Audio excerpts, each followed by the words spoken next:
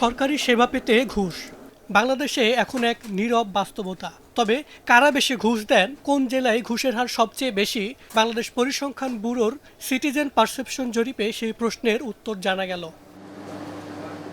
জরিপের তথ্য বলছে, গত ১২ মাসে সেবা পেতে সরকারি কর্মকর্তাদের ঘুষ দিয়েছেন ৩১.৬৭% মানুষ। এই ঘুষের হারে শীর্ষে রয়েছেন নোয়াখালী ও কুমিল্লা জেলার অধিবাসীরা।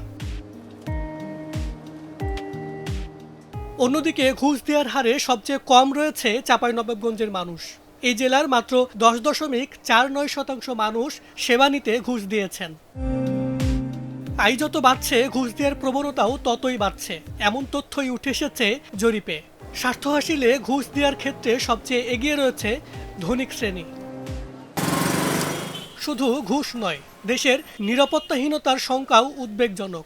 রাতে হাঁটাচলায় নিরাপদ বোধ করেন না দেশের ১৫.১৯% মানুষ, যা নারীদের ক্ষেত্রে আরও বেশি।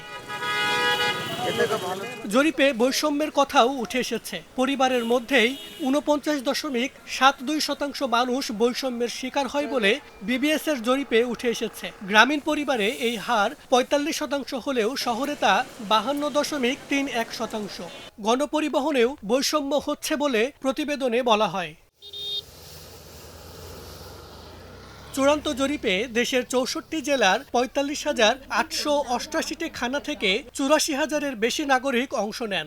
সুশাসন, দুর্নীতি ও ন্যায় বিচারের অগ্রগতি মূল্যায়নেই পরিচালিত হয় এই জরিপ। মাহাবুল ইসলাম, স্টার নিউজ, ঢাকা।